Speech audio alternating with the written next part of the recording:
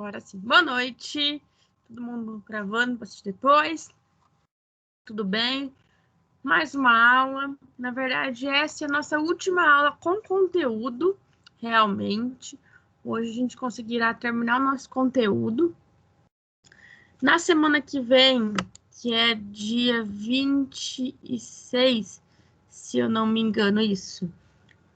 Dia 26, que é a nossa próxima quarta-feira, será um Tira Dúvidas. Então, eu vou entrar para tirar dúvidas que vocês possam ter da matéria. E no dia 2, a nossa prova. Prova que vai ocorrer da mesma forma do primeiro bimestre, ficando, então, disponível por 24 horas no sistema, com 3 horas para realizar a prova. Prova aí com valor de 4.000 pontos, tá? Então, eu libero a prova às 19 horas do dia 2 até às 19 horas do dia 3. Lembrando que dia 3 é feriado, então não tem muita desculpa não fazer a prova, tá? E aproveitando esse ritmo aí de recados, sábado agora nós temos a nossa aula prática, tá? Tô aqui projetando novamente os horários de vocês. Então, tem uma turma das 8h30 às 10h30, outra das 10h30 ao meio-dia e meio, e outra das 2 às 4 horas, tá? E aí, a gente finaliza a nossa aula. Se alguém ainda precisar mudar, claro que não dá para ir no horário das 2 às 4, já tá cheio, mas se alguém quiser ir para o horário da manhã, ainda dá. Mas, por favor, me avisem que eu preciso atualizar esse horário, tá? Então, não deixem de ir. A prática, ela terá um valor de 1.000 pontos, tá? Essa prática a gente vai fazer, depois vocês vão ter um relatório para ser feito com base na prática. Esse relatório, que é aquela coisa que relatório básico, a gente já conhece, introdução, metodologia e resultados. Vai ser feito conforme o grupo de laboratório que foi feita a prática. E vai ser entregue no dia da nossa prova, que é no dia 2, tá? Então, tem aí um pouquinho mais de uma semana, tem 10 dias para vocês fazerem esse relatório, tá ok?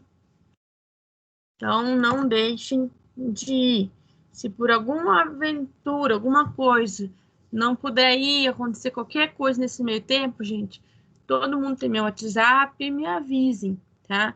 Porque senão vão ficar sem notas e sem os 1.000 pontos aí que pode ter de relatórios, tá? Então, ficamos combinados assim. Hoje eu preparei a continuação da nossa matéria. Como a gente não teve aula semana passada, eu só vou comentar o que a gente viu nas aulas passadas. Deixa eu só inverter aqui a apresentação.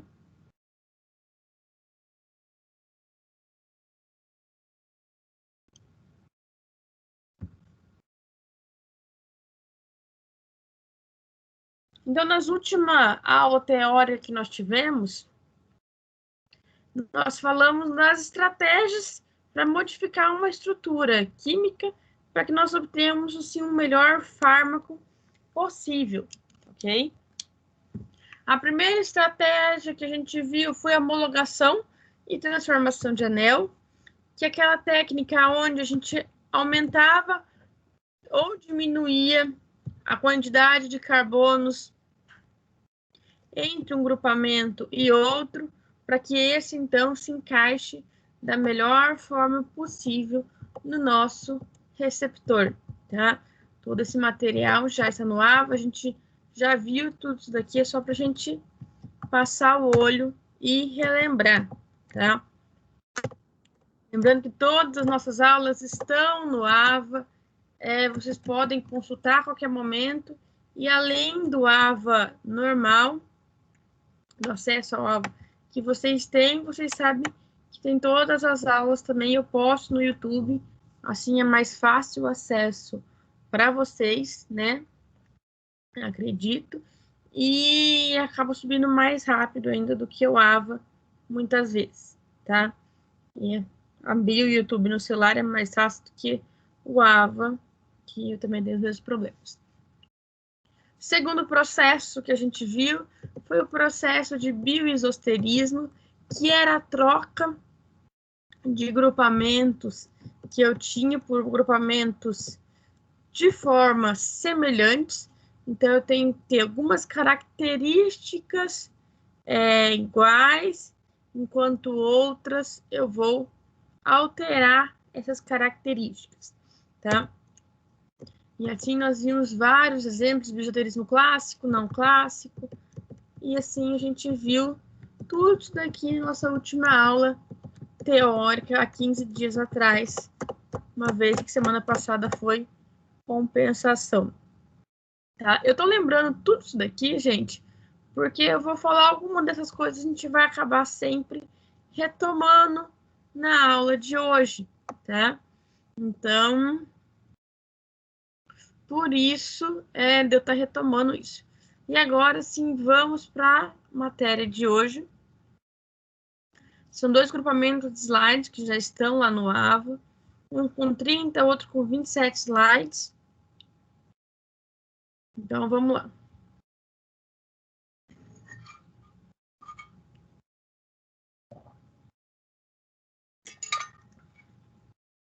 O primeiro grupamento que nós vamos ver, a primeira questão, os primeiros slides que a gente vai ver, a primeira estratégia, são os nossos ligantes homo e heterodímeros, tá?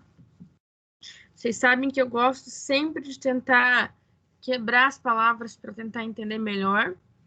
Então, são ligantes homo, que são iguais, né? Hétero, que são diferentes.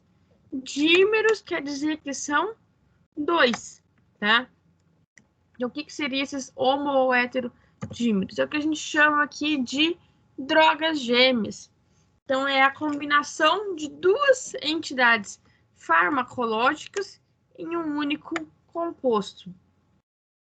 Ou seja, eu vou pegar dois fármacos e vou juntar eles. Esses fármacos podem ser iguais ou podem ser diferentes. No caso, então, dos homodímeros, como o próprio nome diz, eu vou juntar duas entidades farmacológicas idênticas, tá? Fazendo o processo aí de duplicação ou dimerização. Então, tem aqui na lateral o nosso exemplo, aonde eu vou juntar dois fármacos, já duas entidades farmacofóricas iguais, vou fazer uma ligação entre elas e vou fazer um fármaco aí que é a junção desses dois grupamentos. Os outros, o próximo que é o heterodímero, seguindo esse mesmo raciocínio, hétero é diferente, então é a junção de dois grupamentos diferentes, então duas entidades farmacofóricas diferentes. Eu tenho a molécula A, que vai se juntar com a molécula B, formando o nosso dímero aqui, o nosso heterodímero, tá? É claro que quando a gente olha numa molécula, a gente vai ver que diversos exemplos, é muito mais fácil a gente identificar os nossos homodímeros do que os heterodímeros, uma vez que os homodímeros, eles são os dois lados iguais, então tem uma molécula simétrica. Já os heterodímeros é mais difícil a gente ver eles no nosso dia a dia e reconhecer ele com tanta facilidade, tá? Por que a gente pode, que é favorável, então, a gente utilizar esses dímeros, tanto o homo quanto o nosso heterodímero, tá? Uma das principais questões são as propriedades farmacodinâmicas e farmacocinéticas. Quando eu vou juntar os dois grupamentos, eu posso alterar essas propriedades, fazendo com que esse fármaco chegue mais rápido no receptor e ele tenha uma resposta também melhor, tá? A gente vai ver lá no final que essas interações fármaco-receptor, elas podem alterar pelo fato de eu ter os dímeros aqui, tá? Eu vou ter as propriedades mais previsíveis aqui, então eu consigo prever, por exemplo, eu posso fazer a junção das duas moléculas em um grupamento que normalmente é metabolizado. Então, eu posso já colocar ali para evitar que essa molécula seja metabolizada. Então, tudo isso a gente consegue analisar ali. E, por último, então, eu posso juntar dois princípios ativos. Isso aqui, principalmente nos nossos heterodímeros, onde eu tenho, por exemplo, a necessidade de duas moléculas para ter um bom resultado, ali uma boa resposta biológica, em vez de a gente colocar dois princípios ativos dentro do fármaco, a gente pode formar um heterodímero, onde ele vai interagir com os dois receptores, tá ok? Como a gente vai fazer essa combinação, tá? Eu tenho 3 opções de combinações diferentes aqui, tá? Eu posso ter um grupo vinculador, então eu vou ter aqui uma cadeia carbônica entre os dois grupos. O exemplo que eu coloquei aqui é o da tacrina, tá? A tacrina que eu posso formar a bistacrina, tá? Aonde eu vou ter uma cadeia carbônica aqui de 7 carbonos ligando os dois grupamentos. E aí esses grupamentos vão interagir com o receptor e nos dar a nossa resposta biológica. Em alguns casos, a gente pode ainda planejar essa combinação de forma que o nosso metabolismo quebre essa combinação e seja, na verdade, um profármaco isso, que ele vai quebrar e aí dar a nossa resposta biológica desejada, tá? A outra opção que nós temos de combinação é sem esse grupo vinculador, tá? Por exemplo, a diaspirina, que nada mais é do que a junção de dois ácidos acetil salicílico, 2 AS.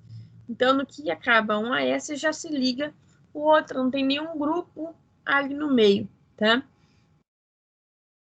E a terceira opção é quando eu não tenho nada ali, eu vou sobrepor uma parte da molécula que seja comum para as duas moléculas de interesse.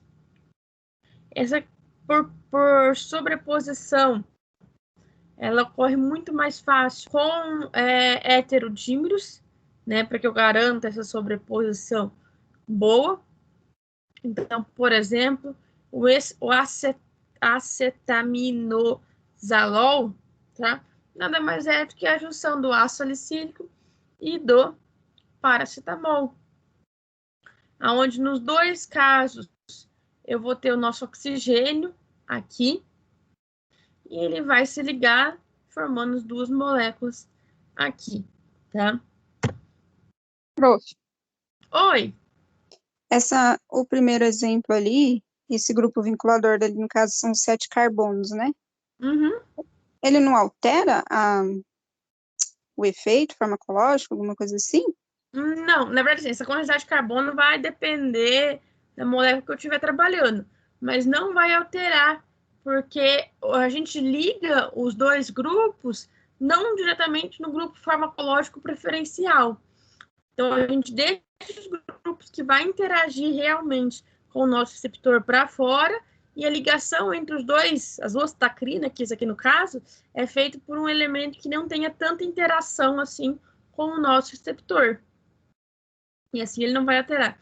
No final desse slide, eu tenho várias, acho que tem umas 3 que eu consegui encontrar com boa resolução, que a gente vê moléculas interagindo em 2 sítios ativos da mesma forma. Deixa eu pegar ela aqui. Aqui, ó. Eu tenho aqui, não é a tacrina. No caso, eu tenho com 5 carbonos entre elas. Aonde ela vai interagir em 2 pedaços do sítio ativo aqui.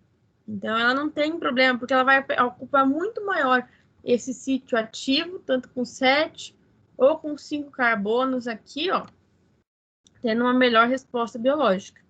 Na maioria das vezes, é claro, né? A gente acaba generalizando, mas na maioria das vezes ela tem uma melhor resposta biológica. Eu vou ter maior quantidade de interação fármaco-receptor do que eu colocasse aqui só uma tacrina pequenininha aqui e ia focar todo esse espaço vazio aqui. Tá. Mas eu chego aqui nessa análise final. Beleza. Beleza? E a gente chama esses compostos de compostos híbridos, normalmente os heterodímeros, tá? Isso porque eu posso ter uma abordagem simbiótica, ou seja, eles vão atuar em 2 locais ao mesmo tempo. Essa é a grande vantagem do heterodímero. Então, eu não vou ter uma molécula específica para um único receptor, mas eu vou ter para mais de um, assim, facilita a obtenção da nossa resposta biológica desejada, tá? Então, combinação de 2 fármacos em uma única molécula e otimização racional de um composto intrinsecamente com ação dupla. Então, eu formo, aqui tem exatamente 2 moléculas de interesses parecidos formam uma única só. Então, um agente diurético se juntando com um antagonista beta-adrenérgico. Então, os dois, um vai atuar em um receptor e o outro no outro, fazendo com que eu tenha uma resposta biológica geral muito maior, tá? Aqui, o antagonista do AT1 se juntando ao antagonista do ETA. No caso, aqui está sofrendo um processo de sobreposição nos 2 anéis, aqui. E nesse caso extremo, uma mesma molécula vai interagir com os 2 receptores, consequentemente, é uma abordagem simbiótica e, consequentemente, um heterodímero aí. Vamos ver alguns exemplos aqui de homodímeros, tá? Tem uma sequência de exemplos. Vocês já conseguiram reparar que a disciplina é feita de muitos exemplos aqui. Então, a gente vai continuar com esses exemplos. Deixa eu ver uma coisa.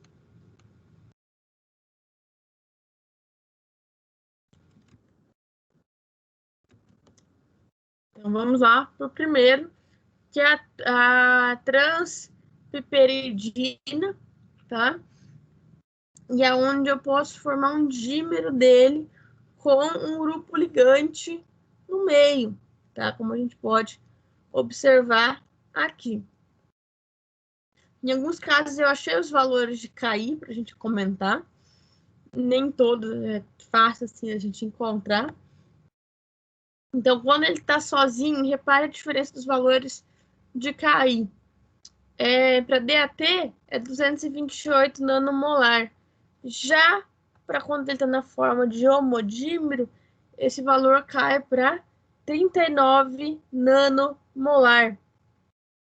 É uma queda super expressiva, né? E para este outro receptor aqui, ele cai de 5.880 para 7 nanomolar. Então, é uma queda que absurda. Só o fato dele estar ligado duplamente aí. Outro exemplo aqui, que é o osprenolol, ele também pode estar na forma de homodímeros, tá? E assim a gente vai seguindo alguns exemplos. Posso ter ainda mais do que uma molécula ligada. Então, eu posso ligar aqui a pirenzeptine, um de cada lado, e no meio, eu ainda, em vez de colocar um grupamento ligante que seja só carbono, eu coloquei, foi montado aqui o metoxicitramine. é essa molécula aqui. Então, eu consigo juntar quase tudo. Então, eu faço uma sobreposição da metocitramine com a pirezopine por uma sobreposição e ainda tem os grupamentos laterais. Ou eu posso simplesmente juntar duas metocitramine e formar essa substância que nós temos aqui. E assim a gente segue aqui juntando com carbonos entre eles. Esse aqui eu posso variar entre 2 a 12 carbonos. Então, não é uma coisa fixa essa quantidade de carbono entre os dois grupamentos. Tá? Aqui eu também tenho um outro exemplo com dados. Então, a mitrendipine. Ai, gente, como vocês gostam desses nomes? Esse fármaco aqui, o valor de C50, quando está ligado ao cálcio, é 0,2 nanomolar. E, dependendo da quantidade de carbonos que eu tenho entre elas, isso pode cair para 0,02 ou 0,05. Então, cai pelo menos 10 vezes. Então, eu tenho um fármaco aqui que a gente pode prever que seja pelo menos 10 vezes mais potente, ou seja, interage 10 vezes mais com o receptor do que se eu tivesse ele isolado. Mas nem tudo é perfeito. A gente tem alguns exemplos onde os valores de KI aumentam, tá? E faz parte, ó. Por isso, como eu sempre digo, é sempre uma questão de teste. De 0,06 nanomolar, ele sobe para 0,50, então sobe quase 10 vezes. Acontece aí nas moléculas. Aqui a gente aproveita esses dois anéis e faz um processo de sobreposição. Isso é raro da gente encontrar uma molécula homodímera com sobreposição de grupamentos, como a gente vê aqui. E a gente vê que nem sempre eu vou cair o valor aí de EC50 para todas as interações. No caso aqui, como eu fiz uma sobreposição, eu aumentei para interação com o receptor alfa, mas eu diminuí para os outros dois, tá? Isso não pode estar relacionado ao fato de eu ter feito essa sobreposição. Então, como você me perguntou ali antes, se não ia perder o efeito, nesse caso, como foi feita uma sobreposição, esses anéis ficam mais difícil, podem ter mais dificuldade de interagir com o receptor alfa quando na forma de dímero do que quando ele está sozinho, tá? Mas, se eu tiver interessado nos dois outros receptores, já está valendo. Ô, Priscila. Oi! Sei que você já explicou sobre valor de KI, mas como é que é obtido esse valor de KI aí que eu já não me lembro mais. Vamos lá. Deixa eu abrir aqui uma tela para a gente lembrar do valor de KI, a gente vai lembrar um pouco de analítica. Vocês veem analítica, vocês vão ver sempre. Temos lá o nosso fármaco. Ele vai interagir com o nosso ligante, correto? Formando, então, o nosso complexo aqui, fármaco ligante.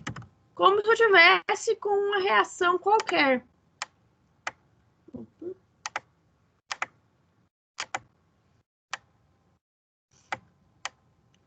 E como toda reação, eu tenho nosso valor, a nossa constante de equilíbrio.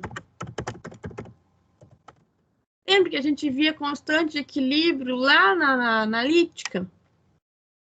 fazer um parênteses aqui. Na analítica, a gente falava bastante, por exemplo, da constante de ácido fraco. Foi algo que eu falei, a gente fez muito cálculo disso. Então, vamos pegar lá o nosso ácido acético, por exemplo, ele reagia com a nossa água, formando o nosso acetato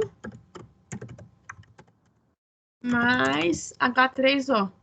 Mais.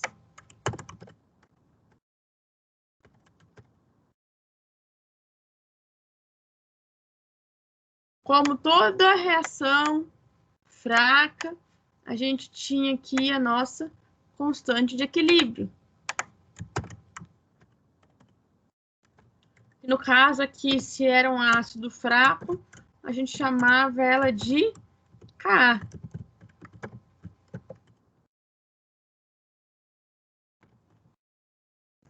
Que era concentração dos... Deixa eu fazer aqui. De forma geral, eu vou ter a relação da concentração dos produtos pela concentração dos reagentes. Que se eu estiver aqui falando, por exemplo, do ácido, aqui, produtos. Então, a gente tinha lá que era a concentração do nosso acetato vezes a concentração do H3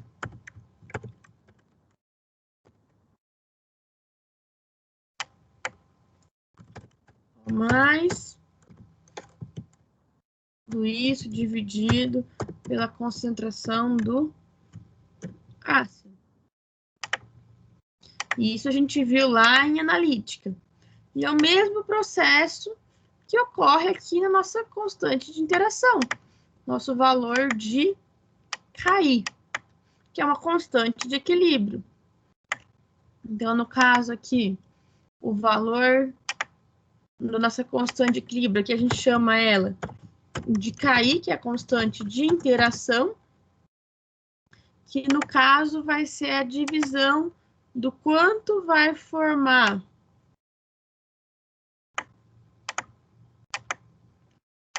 do complexo fármaco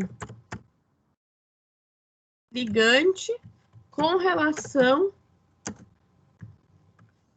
à concentração do fármaco sozinho vezes a concentração do nosso ligante. Tá? Essa é a definição básica do valor de Ki, que é essa constante de interação. Quanto menor o valor de Ki, mais potente ele é.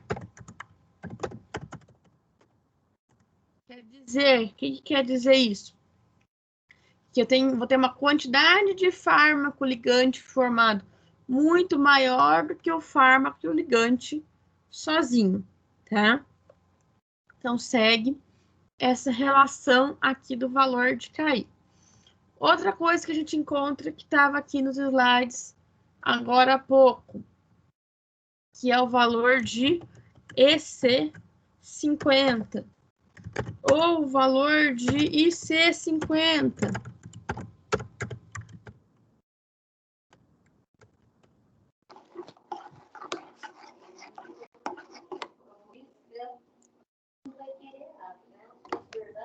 O que é isso, mãe? Homem sem vergonha não é.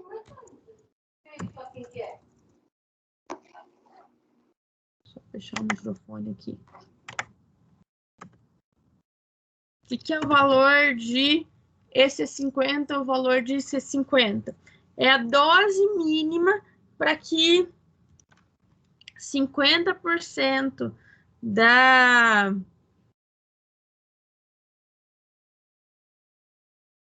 da atividade seja atingida, tá? Ou seja, se eu estou trabalhando lá com um antibiótico, o valor de EC50 ou EC50, tá? IC é a concentração de inativação de 50% e EC50 é a concentração efetiva de 50%. Então, se eu estou trabalhando com antibiótico, o valor de C50 vai ser a quantidade mínima que eu vou ter que aplicar de antibiótico para que 50% dessas bactérias sejam mortas, basicamente. Se eu estou falando de um receptor, é a concentração mínima que 50% dos receptores vão interagir com o fármaco. E da mesma forma que o valor de C50, do valor de KI, quanto menor serão esses valores, mais potente é o nosso fármaco.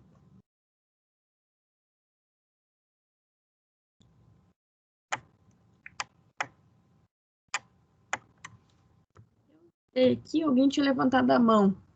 Querem perguntar mais alguma coisa? Flau e Cris, que estão com a mãozinha levantada. Ficou mais claro? Sim. Então tá.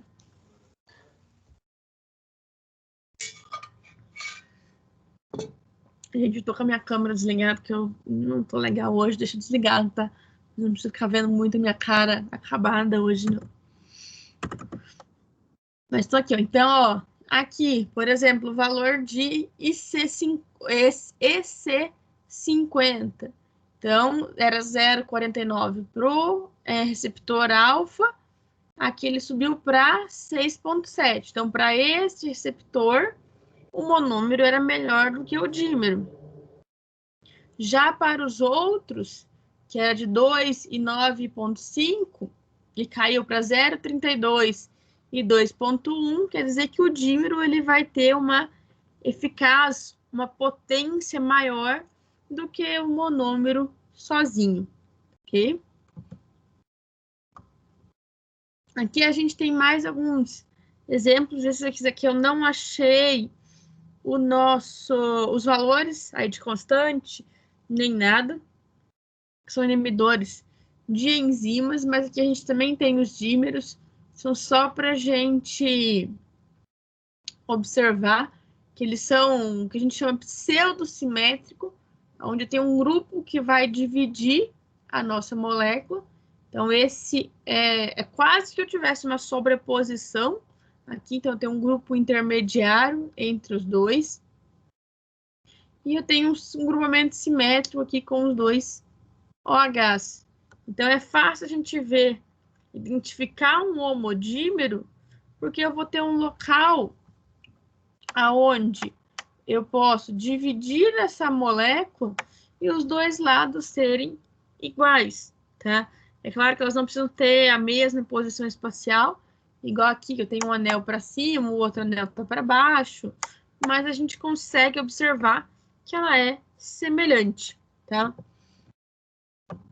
Aqui eu também tenho o mesmo padrão, quase, de substituição. Aqui eu tenho uma pequena diferença, aonde eu tenho toda essa parte aqui, ela se mantém igual, com até aqui, esse anel é jogado aqui para baixo para separar. Mas é só moléculas mais específicas, não vou ficar entrando tanto aqui em detalhes.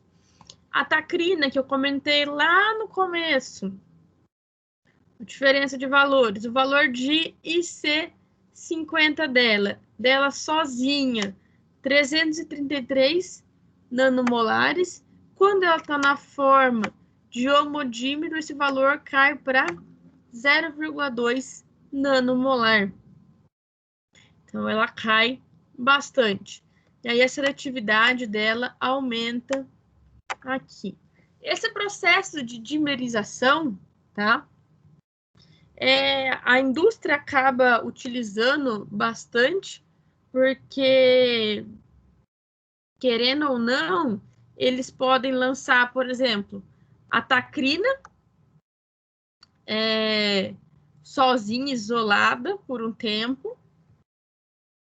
tem a atividade dela e tudo mais, e depois ela vai lá, a hora que estiver vencendo a patente dessa molécula, ela vai lá e lança ela na forma de homodímero, ou heterodímero, se for possível, o que se tiver.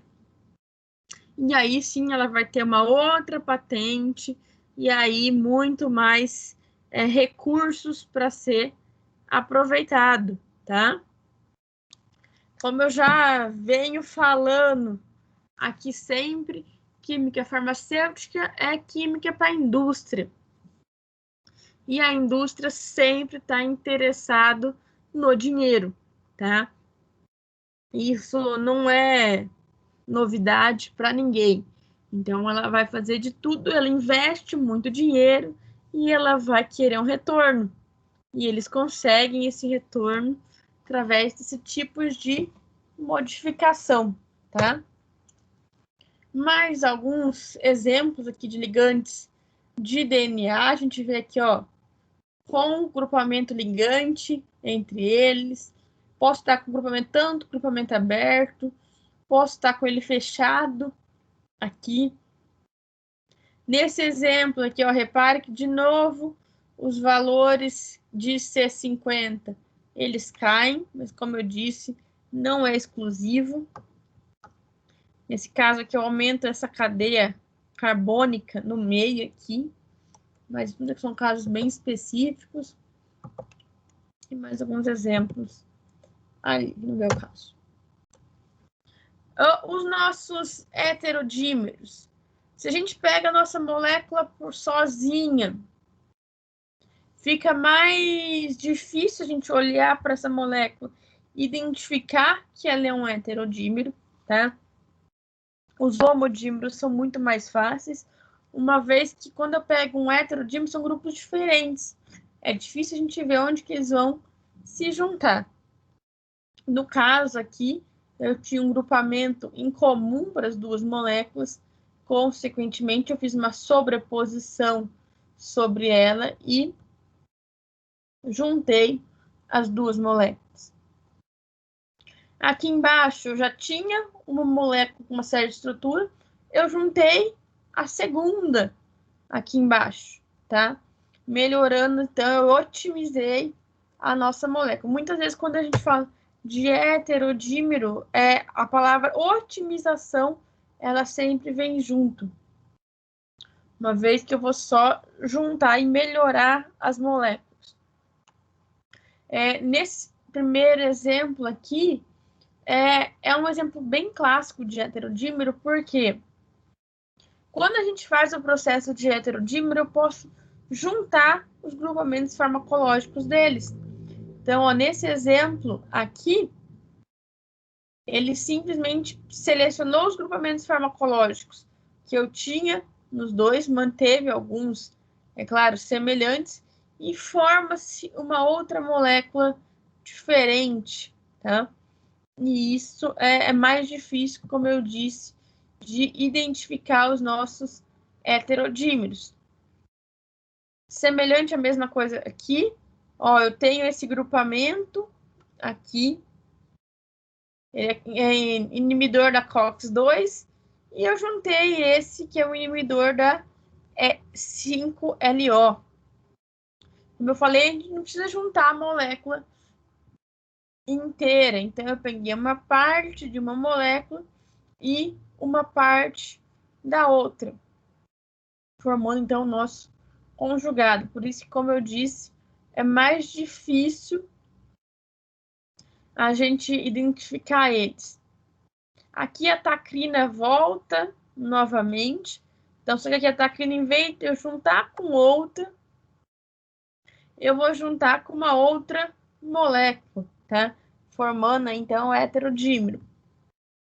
Então, os valores das duas caem bastante. Ó, essa uperizina, eu juntei esse bianel aqui, certo? Esse biciclo, com esses dois anéis aqui da tacrina, formando esse híbrido aqui das duas, onde o valor de C50 para ela é muito menor do que a junção dos outros dois, tá? Então, a gente ganha aí em desempenho dessas nossas moléculas. Aqui mais um exemplo, onde eu tenho duas moléculas que vão se juntar para formar uma outra, que eu tenho uma sobreposição. Então, aproveita-se esse anel e sobrepõe ao outro. Só de fazer essa junção, eu tenho algumas propriedades que acabam melhorando, certo? Outras nem tanto, melhora-se mais em relação a essa. Só que eu passo por um processo de otimização. Então, a gente vai ver esse processo aqui logo, daqui a pouquinho. A gente vai ver que esses valores de C50 aqui, ó, caíram muito em relação às moléculas iniciais, tá? Então, é todo um processo. A gente começar com a nossa molécula, juntar e aí sim otimizar, tá? De novo, a junção dos dois. Tem bastante exemplos aqui. As ligações. Eu posso ligar o nosso receptor em 3 formas diferentes aqui, tá? Primeiro tipo, que as partes se ligam em um mesmo alvo, porém em sítios ativos diferentes, tá? Então, eu vou ter ali no mesmo receptor, eu vou ter o mesmo cavidade, e nessa cavidade eu vou ter os nossos dímeros aí se ligando em grupamentos diferentes, mas do mesmo sítio ativo.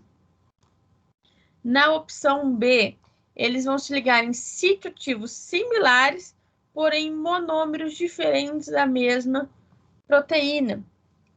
Lembra lá que a gente viu quando a gente fez esse trabalho que vocês me entregaram hoje, na primeira parte, que nós tínhamos a proteína lá da HIV protease, ela tinha 2 proteínas se juntando para a formação da estrutura quaternária da proteína. Então, nesse caso aqui, eu teria uma parte da nossa molécula interagindo com uma proteína, a outra parte interagindo com a outra. Por isso que desse ganho aí, normalmente, de eficiência, de potência do fármaco. E a parte C, as partes se ligam em sítios diferentes, localizados em proteínas diferentes. Isso é o que normalmente ocorre com os nossos heterodímeros. Então, os nossos heterodímeros, como a gente sabe que é a junção de 2 moléculas diferentes, que muitas vezes já interagem com receptores diferentes, na hora que a gente juntar, isso vai se manter. Então, ela vai interagir com receptores diferentes daquela mesma molécula. Então, aqui eu tenho exemplos de sítios adjacentes de uma mesma macromolécula, que é o exemplo da tacrina, que eu havia falado. Então, eu tenho aqui uma ligada pertinho da outra, dentro do mesmo sítio ativo, seja ela com 7 carbonos entre elas, quanto em 5. Mas ele ocupa todo o espaço aqui. Se eu não tivesse, por exemplo, essa segunda parte, bem provável que isso aqui, ó, isso aqui estaria vazio. E aí, menor quantidade de interações normalmente resulta em menor interação de forças ali, menor resposta biológica. A mesma coisa eu poderia falar no outro. Essa parte aqui que eu estou pintando em amarelo estaria vazio. E a mesma coisa aconteceria de ter uma resposta biológica menor. Outro exemplo aqui, que eu vejo aqui certinho, ó, os 3 anéis aqui, depois os outros 3 anéis aqui, interagindo na mesma localidade. O suramin, que eu comentei, acho dele lá atrás. Não sei. Não, suramin não. Ele é um homodímero, que a gente vê aqui, ó. Ele igualzinho dos dois lados. Só que ele não reage no mesmo sítio ativo. Isso porque, como ele é uma molécula bem grande, ele consegue interagir uma parte com uma parte da proteína A, e a outra na proteína B. Então, aí sim, maior quantidade de interação, maior resposta biológica. E aqui eu tenho 2 exemplos, mas eu não achei as figuras dessas interações do receptor, aonde ela interage em grupamentos diferentes, tá? Em enzimas aí, ou receptores diferentes.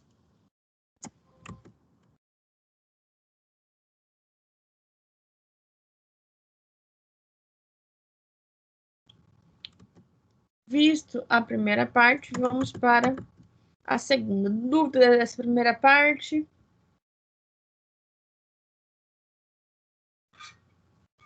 Vamos para a nossa última matéria.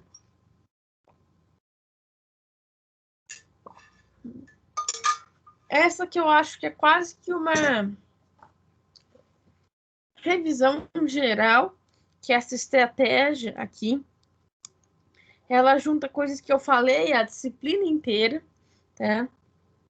Então, eu acho que dá uma boa finalização da nossa disciplina com ela, tá? Então, estratégias para explorações primárias da relação estrutura-atividade, que é o REAC, é muito comum encontrar essa sigla aqui, tá? Então, o que a gente vai fazer com essa relação aqui? Investigação da estrutura de uma nova substância líder leva a um enorme número de possibilidades. O que seria essa nossa substância líder, tá? Seria aquela molécula que a gente desenvolveu, que a gente sabe que ela tem uma atividade, certo? Então, ela é uma substância líder. A partir dela, eu vou desenvolver outras substâncias para ver se eu consigo melhorar elas. E aqui a gente vai ver quais as estratégias que eu posso aplicar para fazer essas alterações aí e obter essa gama de possibilidades tão grande, tá? Então, algumas considerações. A gente tem que considerar a complexidade das moléculas e o tamanho delas. E aí a gente tem 3 coisas que a gente pode começar no processo de investigação, que é o processo de simplificação molecular, ou seja, deixar a molécula mais simples possíveis, processo de conservação, principalmente dos grupos farmacofóricos, e o processo de aumento, ou, como a gente já viu, o processo de homologação das cadeias. Então, vamos lá para o primeiro processo, que é algo que acontece com bastante comum, tá? Que é o processo de simplificação das substâncias, tá? Quando que eu vou ter um processo de simplificação de substâncias? Sempre que possível, na verdade. Uma substância muito complexa, ela pode gerar tanto processos metabólicos indesejados, interação com outros fármacos ou moléculas biológicas que também não é interesse, e principalmente o processo de síntese dessa molécula é muito complexo. Então, uma vez que eu consiga simplificar essa molécula, eu posso melhorar ela, ainda aumentar a sua eficácia, diminuir a sua toxicidade, tirando grupos que não é desejado. Por exemplo, eu tenho essa molécula aqui, a fisostignine, tá? Ela é uma molécula relativamente complexa.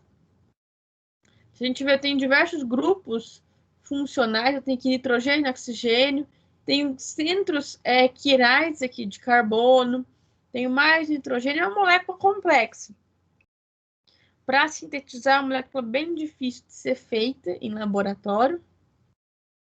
E como eu disse, todos esses grupamentos aqui, esses nitrogênios todos, pode ter interação com o nosso metabolismo. A gente já viu, quando falou de metabolismo, a saída desses grupamentos CH3 aqui, por exemplo, que dificultaria chegar ao receptor dela inteiro. É como ocorre o processo aí de simplificação molecular. Nós identificamos os grupamentos farmacofóricos e eliminamos o que não é necessário. No caso aqui, foi desenvolvido duas novas moléculas, a neustignine e a rivastignine. Então, eu consegui ter uma molécula mais simples, então, em vez de ter 3 anéis, eu tenho um só. Uma molécula mais fácil de ser sintetizada e ser administrada. Aqui eu tenho uma lista de outros exemplos. Os nomes estão em inglês, mas a maioria são moléculas com o mesmo nome, tá? Ou muito parecidas. Então, por exemplo, a nossa cocaína, que é a nossa substância líder, tá? Da cocaína foi desenvolvido a procaína, que era uma substância mais simples. Outro exemplo, a nossa morfina, tá? Tem outros 3 derivados mais simples de serem desenvolvidos, tá? E tudo isso vai fazer a diferença. Tem o nosso aumento das nossas substâncias, que ele vai ocorrer simplesmente ou com a adição de carbonos, ou com o processo que a gente acabou de ver de dimerização. Então, aqui eu estou focado principalmente no processo de dimerização, onde eu posso ter uma dimerização não simétrica, que são os nossos heterodímeros. Então, como a gente viu lá, o aspirina, que é o ácido acetilsalicílico, como o paracetamol, formando uma droga gêmea ou o benorilato. E assim por diante. Ou posso ter uma droga gêmea simétrica, então aquelas homogênicas, então onde eu pego o nosso fármaco, da mesma forma que está aqui a histamina, e duplico ela, formando a impromidine. E eu entro agora nas nossas estratégias de otimização dos nossos protótipos. Vamos ver 5 estratégias para a gente otimizar os nossos protótipos. Essas estratégias, elas sempre vão variar conforme as informações que eu tenho de início dos nossos estudos. A gente comenta muita coisa aqui, mas a realidade é que nem sempre eu tenho muita informação para desenvolver um fármaco, tá? Às vezes eu não conheço o nosso receptor, às vezes eu não conheço nenhuma molécula que interaja com ela, o que vai complicar para a gente. E como eu já comentei aqui outras vezes, isso aqui eu peguei num livro, e os autores normalmente colocam nos livros que não existe uma receita mágica para desenvolver um fármaco, tá? Eles passam a sua experiência no tema. Tanto que, normalmente, quem escreve livros de química farmacêutica já são pessoas que estão na área há muito tempo, tá? E que você só vai aprendendo as coisas no feeling.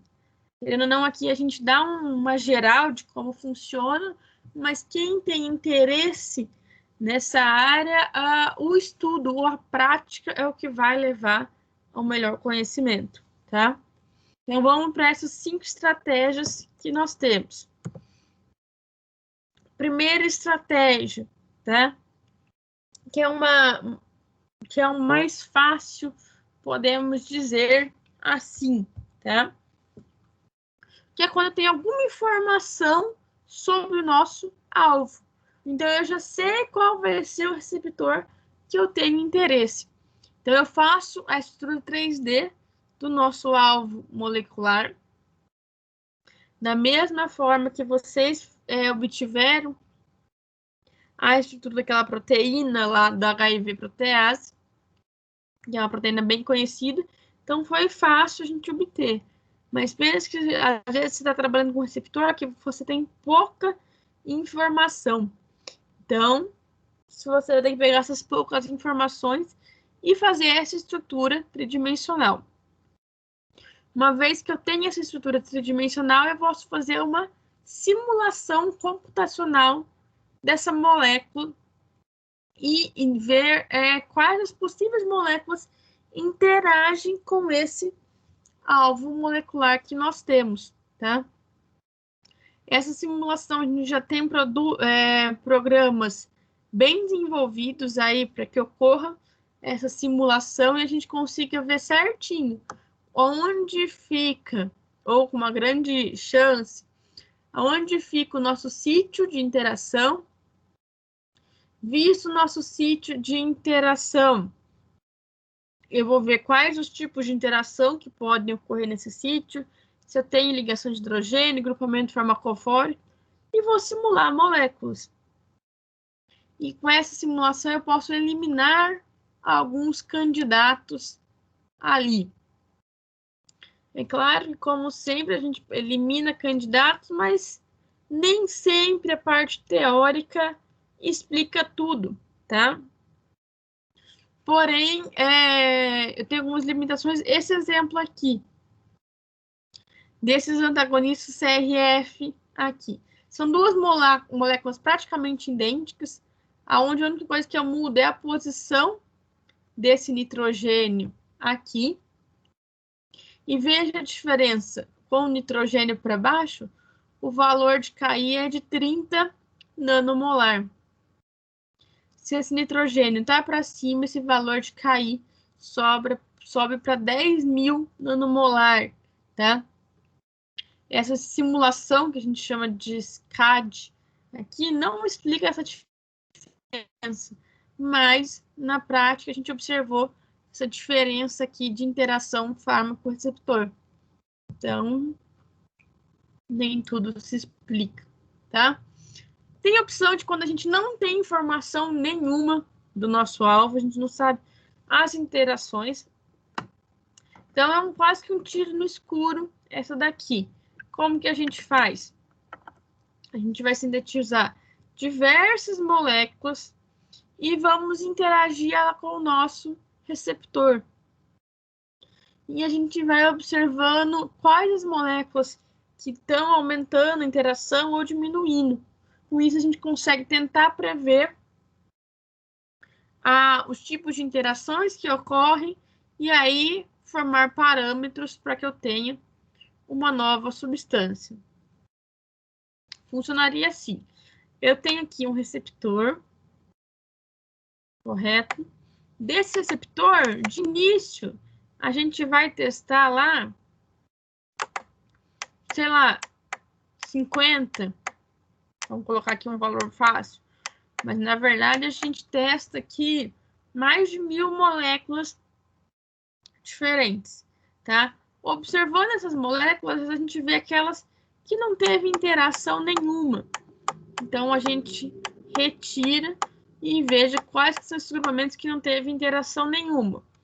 Depois a gente passa para um novo processo de análise, juntando as informações obtidas, testamos mais, e assim por diante, até a gente obter moléculas com informações mais desejadas aqui. Então, a gente vai criando parâmetros, esses parâmetros sendo fixados, para daí ter a nossa molécula de melhor interação aí. Outra coisa que pode ser feito, tá? É quando eu já tenho uma substância líder e eu quero melhorar ela. como sempre, a gente pode melhorar as substâncias.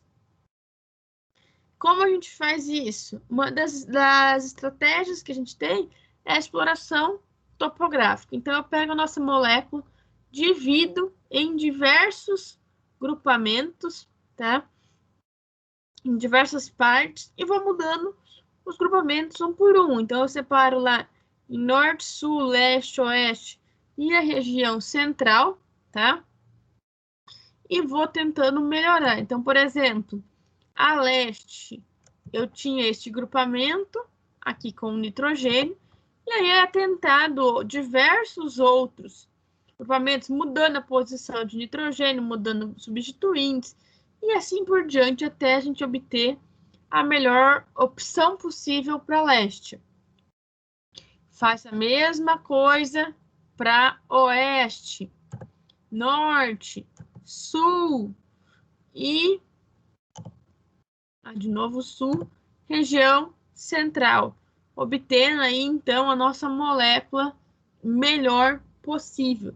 Então, posso ter contração de anel, expansão, anel duplo, tudo isso é testado para que depois a gente junte essas moléculas e obtenha aí, então, uma molécula com uma maior potência, tá?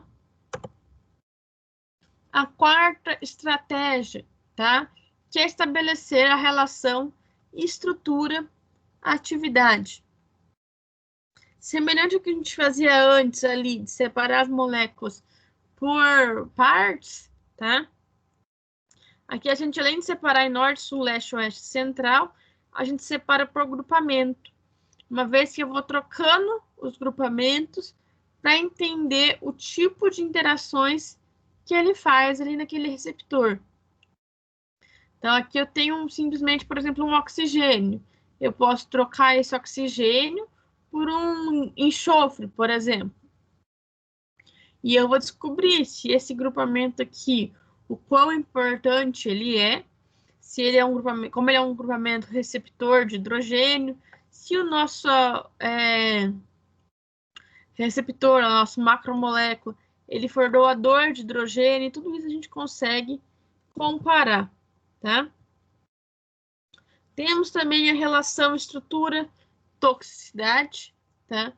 Da mesma forma que a gente tenta avaliar a atividade de uma molécula, eu posso tentar avaliar a toxicidade dessa mesma, tá? Então, faço um processo parecido. Eu vou trocando os grupamentos até obter. No caso aqui, antes eu tinha uma carbonila e eu troquei por outras. E aí, fazendo essa troca, o que a gente pode observar? Que eu preciso de ter uma ligação de hidrogênio aqui, que é necessária.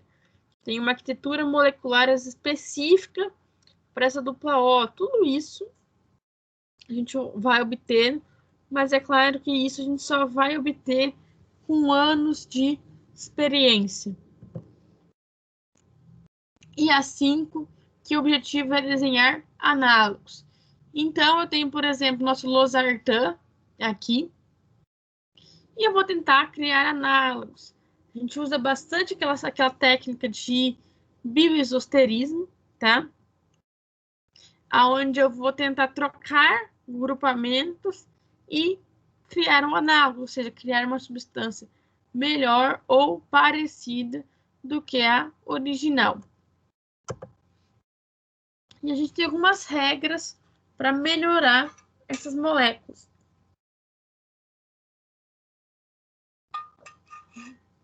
O que seriam essas regras? Tá? A gente prepara todas essas moléculas no tal que a gente chama de paper chemistry, ou seja, a gente desenha todas essas moléculas, lembrando que no papel, gente, qualquer coisa é aceitável, tá? Porém, a hora que a gente aplica os conceitos de química medicinal, nem sempre, então a gente já começa a descartar ali. E a gente usa essas 7 regras aqui e estabelece as melhores formas possíveis de serem trabalhadas. O que seriam essas 7 regras? Regra número 1. a gente tenta fazer as menores modificações possíveis das moléculas. Então, por exemplo, aqui, essas duas moléculas. Em vez da gente tentar aqui colocar uma cadeia enorme para avaliar, não, tenta-se de pouca em pouca, tá? Então, de dois carbonos, coloca-se 3. Faça pequenas modificações por parte para garantir que eu estou avaliando exatamente aquele ponto, tá? Utilizamos algumas características bioquímicas já conhecidas, tá? Por exemplo, hidrazinas. A gente sabe que hidrazinas elas estão relacionadas com a coenzima piridoxal, tá? Doadores e receptores de elétron estão relacionados com oxirredução. E temos toda a nossa relação de metabolismo, tá? Então, por exemplo, grupamentos nitros, aminas, bromos, hidrazina, tudo isso a gente sofre processo de metabolismo, como a gente viu lá nas primeiras aulas, processo de metabolismo. Então, a gente conhecendo isso, a gente pode escolher os melhores grupamentos para que ou a gente evite esse metabolismo, quando não é interessante, ou que a gente proporcione esse metabolismo se a gente está tentando desenvolver aí um profármaco. Temos as nossas lógicas estruturais, tá? Ou seja, a gente conhecendo essa relação receptor-alvo, a gente consegue entender a estrutura que essa molécula tem que ter espacialmente, tá? E aí a gente consegue ver essas interações. Lembrando que tem conformações cis, trans, grupamentos enantiômeros. Tudo isso tem que levar em consideração a melhor estrutura espacial que nós temos, tá? Escolher os melhores substituintes, tá? Por exemplo, se você tem que colocar um grupamento ali, utilize grupamentos que já sejam comuns em uma molécula. Por exemplo, mais da metade, a gente viu ali alguns exemplos que falavam 70%, 80% dos nossos fármacos contêm anel aromáticos. Se você vai ter que pôr um anel em uma cadeia, veja a possibilidade de pôr um anel aromático.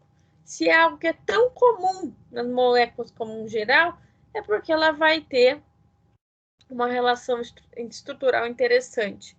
Lembrando também que toda vez que vai se fazer uma substituição, eu vou alterar os parâmetros físico-químicos. Então, lipofilicidade, efeito eletrônico, efeito estérico, que é o efeito espacial dessa molécula. Tudo isso altera. Alterando esses parâmetros, é claro que a gente sabe que pode alterar a potência, o nosso tempo de ação desse fármaco. Tudo isso pode ser alterado. Síntese orgânica facilitada, tá? Infelizmente, vocês não têm na grade a disciplina de síntese orgânica. Seria uma orgânica 2, aí orgânica 1, um processo bem simples. Orgânica 2 seriam as reações orgânicas.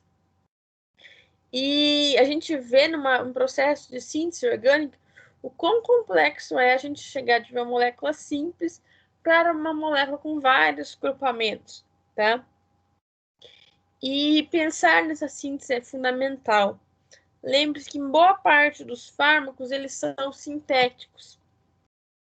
E aí, a gente fazer essa síntese mais fácil, economiza dinheiro, economiza-se tempo, muitas vezes.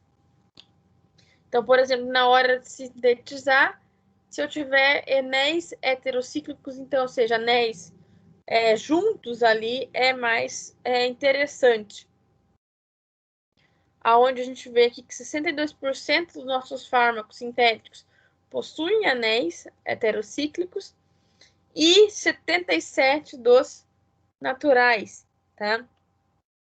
Então, lembra lá, por exemplo, de um anel heterocíclico, eu tenho lá o nosso anel, em vez de ser só carbono, eu vou ter um outro elemento no meio do nosso anel, tá?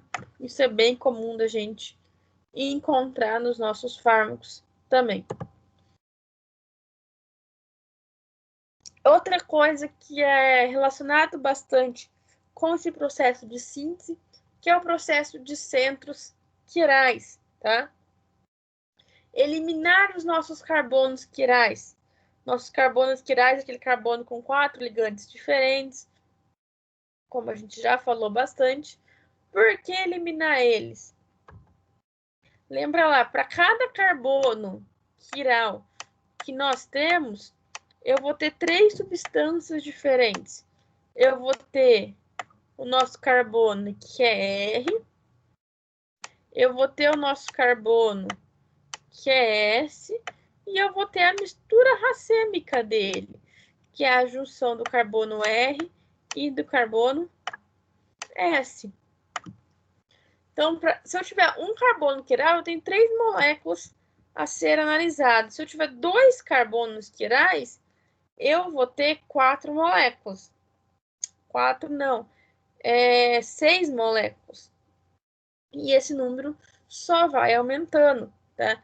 Ele aumenta exponencialmente. Então, por isso que retirar carbonos quirais desnecessário é melhor. Nessa molécula, aqui, ó, eu tenho 1, 2, 3 carbonos quirais para serem analisados. E isso dá um certo trabalho na hora de ser feito. Aqui embaixo, eu retirei esses carbonos quirais. Tenho 2 grupamentos iguais, então esse carbono não é quiral. Consegui retirar toda a quiralidade da nossa molécula. Ou ainda coloquei um anel aromático, mas que eu também não tenho nenhuma quiralidade. Então, ficou uma molécula muito mais fácil de ser sintetizada e menor os problemas espaciais. Que é o caso que vocês estão cansados de ouvir do caso da talidomida, né? Que se não tivesse aquele bendito carbono quiral, tanta gente não teria nascido com má formação ou até sofrido aborto. E sempre utilizar da lógica farmacológica, tá? Continuar estudando, ver referências publicadas até por laboratórios concorrentes, tá? Checar essas informações publicadas, analisar essa estrutura, relação à estrutura-atividade, tudo isso vai dar uma credibilidade e garantir o seu bom resultado ali em laboratório. E para finalizar a noite de hoje, aí eu entro para perguntas, quem quiser falar alguma coisa. Temos então aqui as nossas 5 estratégias que nós comentamos e as nossas 7 regras aqui para a obtenção de melhor molécula para o nosso receptor possível, ok? Mas a gente falou de todas elas agora há pouco. E aí é aquele momento onde eu abro para perguntas e fico à disposição. A nossa matéria acaba aqui. Então, como eu falei antes, semana que vem, dia 26, a gente vai estar só para questões, só para dúvidas, tá? O resto da aula de hoje eu também não tenho nada mais de matéria, a gente já acabou. Então, fique aí se alguém tiver mais alguma dúvida, se quiser perguntar por aqui, pelo WhatsApp, sabe que vocês têm total liberdade. E lembrando que sábado agora nós temos a nossa aula prática lá na universidade, que espero ver todos lá. E qualquer coisa, alguém me manda um WhatsApp, qualquer coisa, tá? Alguma dúvida? Alguém quer falar alguma coisa?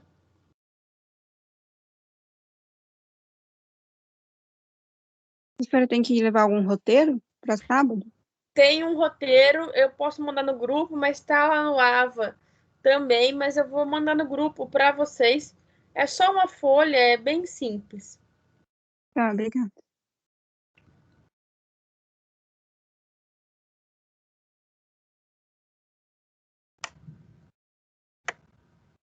Tranquilo?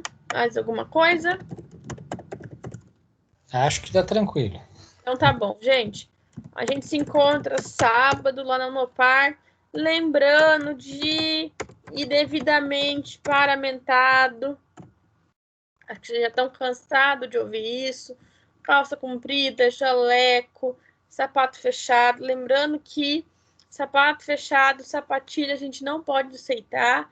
Então, ou é tênis, ou é bota. Então, vamos evitar aí o desgaste de todo mundo. Tá bom? A gente se encontra lá no sábado, firmes e fortes para um dia inteiro de aula, no meu caso. Boa noite, gente. Eu já vou mandar o roteiro lá no grupo já, tá bom? Boa noite. Boa noite, boa noite.